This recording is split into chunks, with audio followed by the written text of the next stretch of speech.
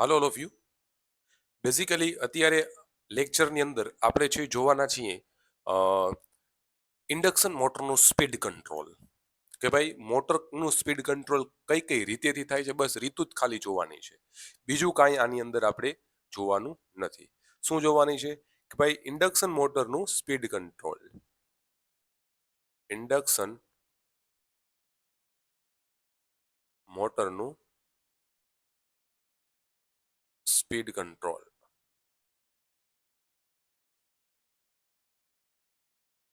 Induction મોટરનું speed control basically આજે આપણે જોવાના છીએ, બરાબર છે.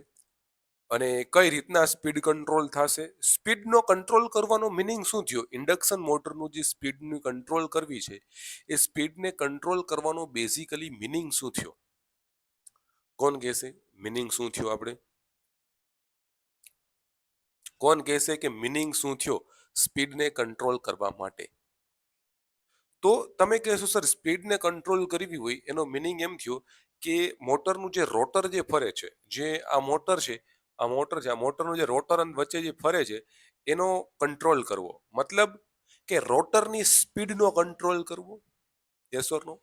રોટરની સ્પીડનો કંટ્રોલ કરવો.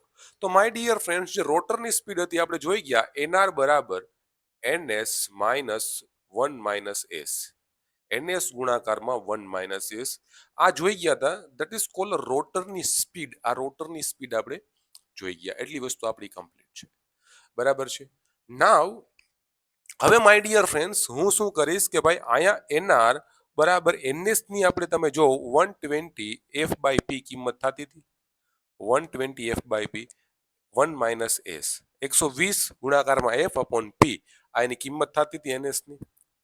માય ડિયર ફ્રેન્ડ્સ, જો એનઆર છે એની સ્પીડ કેના ઉપર આધાર રાખે છે? એનઆર ની speed is directly proportional to the frequency. NR ની speed is inversely proportional to the pole, બરાબર છે. અને જે એનઆર છે એ directly proportional to the voltage પણ હોય છે, એ એક યાદ રાખો. આ એક અલગથી યાદ રાખો, અલગથી યાદ રાખો, અલગથી. મતલબ કે જે ઇન્ડક્શન મોટરની સ્પીડ છે અહીંયા તમે ડાયરેક્ટલી જોઈ શકો છો, અહીંયા તમે ડાયરેક્ટલી જોઈ શકો છો. એનઆર 120 એફ અપોન પી, એમાં એફ અને પી દેખાય છે. મતલબ ફ્રીક્વન્સી વધારો ઇન્ડક્શન મોટરની તો પણ એની સ્પીડ વધશે, ફ્રીક્વન્સી વધારશો તો પણ એની સ્પીડ વધશે ઇન્ડક્શન મોટરની, બરાબર. પોલ વધારશો તો સ્પીડ ઘટશે ઇન્ડક્શન મોટરની. હંમેશા યાદ રાખો કે ઇન્ડક્શન મોટરની સ્પીડ બરાબર પોલના ઇન્વર્સલી પ્રપોઝનલમાં હોય છે. એટલે કે જેટલા પોલ વધારે એટલી ઇન્ડક્શન મોટરની સ્પીડ ઓછી. પૂછાય શકે એમસીક્યુમાં કે ભાઈ પોલ વધારે કરો તો ઇન્ડક્શન મોટરની સ્પીડમાં શું થાય? ઘટાડો થાય, બરાબર છે. જો બે વસ્તુ થાય, જો એક તો છે ns બરાબર 120 f અપોન p. હવે પોલ તમે વધારે કરો તો સિંક્રોનસ સ્પીડ ઘટશે, અને જો સિંક્રોનસ સ્પીડ ઘટશે તો એના મોટરની સ્પીડ ઘટશે, રોટરની સ્પીડ ઘટશે. ઓલ ઓવર સ્પીડ તો ઘટશે જ. જેટલા તમે પોલ વધારશો બરાબર એટલી તમારી સ્પીડ છે એ ઘટશે, જેટલા પોલ ઓછા રાખશો એટલી સ્પીડ વધશે તમારી, બરાબર. તો ઇન્ડક્શન મોટરની સ્પીડ કેના ઉપર આધાર રાખે છે? એક તો સપ્લાય ફ્રીક્વન્સી ઉપર, બીજું નંબર ઓફ પોલ ઉપર. મતલબ જેટલા પોલ વધારે એટલી તમારી ઇન્ડક્શન મોટરની સ્પીડ છે ઓછી થશે, કેમ કે ઇન્વર્સલી પ્રપોઝનલમાં છે, 1 અપોન p છે એટલા માટે, બરાબર. ને બીજી છે એનઆર બરાબર ડાયરેક્ટલી પ્રપોઝનલ વોલ્ટેજ. સપ્લાય વોલ્ટેજમાં ફેરફાર કરીને તમે સ્પીડ ચેન્જ કરી શકો છો. તો રોટર તરફથી સ્ટેટર તરફથી તમે શું શું ચેન્જ કરી શકો છો? સ્ટેટર તરફથી તો કે ભાઈ પહેલા તો સપ્લાય ફ્રીક્વન્સીનો કંટ્રોલ કરો, ફ્રીક્વન્સીનો કંટ્રોલ. એક પેલું આપણે સ્પીડ કંટ્રોલ સપ્લાય ફ્રીક્વન્સીને કંટ્રોલ કરીને કરી શકીએ છીએ. બીજું છે પોલને બદલીને કરી શકીએ છીએ, કરી શકીએ, બરાબર. આ બે થી તમે કરી શકો છો. ત્રીજું છે સપ્લાય વોલ્ટેજ થી કરી શકો છો, સપ્લાય વોલ્ટેજ થી, બરાબર, વોલ્ટેજ થી ફેરફાર કરી. તો આ ત્રણ રીતે તમે ઇન્ડક્શન મોટરનું શું કરી શકો છો? સ્પીડ કંટ્રોલ કરી શકો છો. રોટર તરફથી સ્પીડ કંટ્રોલ થશે, રોટર તરફથી બાહ્ય અવરોધ જોડીને.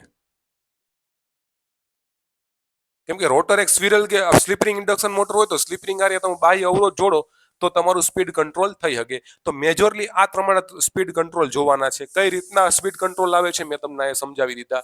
બરાબર, કઈ રીતના એનઆરની સ્પીડ ફ્રીક્વન્સી ઉપર આધાર હોય, ફ્રીક્વન્સી વધારો તો એનઆરની સ્પીડ વધશે, એનઆરની સ્પીડ 1 પોલ ઉપર હોય, પોલ વધારો તો સ્પીડ છે એ ઘટશે, અને એનઆરની સ્પીડ વોલ્ટેજ ઉપર હોય, વોલ્ટેજ વધારો તો પણ તમારો છે સ્પીડ વધશે. બેઝિકલી સપ્લાય ફ્રીક્વન્સી કંટ્રોલ પોલને બદલીને, બરાબર, સપ્લાય વોલ્ટેજ એમાં ફેરફાર કરીને કરી શકીએ છીએ. બરાબર, એટલી વસ્તુ ક્લિયર થઈ ગઈ. જેટલા પોલ વધારે એટલી સ્પીડ ઓછી, હંમેશા યાદ રાખો. પોલ વધારે કરશો તો સ્પીડ ઓછી થશે, ફ્રીક્વન્સી વધારશો તો સ્પીડ વધશે, પોલ વધારશો તો સ્પીડ ઘટશે. બસ એટલી વસ્તુ તમારે યાદ રાખવાની છે, અને એટલા સ્પીડ કંટ્રોલ તમે વાપરી શકો, બરાબર, એ તમારે યાદ રાખવાનું છે. બાહ્ય અવરોધ જોડીને રોટર તરફથી છે, સ્ટેટર તરફથી પૂછે તો 3 સપ્લાય ફ્રીક્વન્સી બદલીને, પોલને બદલીને, સપ્લાય વોલ્ટેજ બદલીને. જો રોટર તરફથી પૂછે તો બાહ્ય અવરોધ જોડીને તમે કરી શકો છો. બરાબર છે.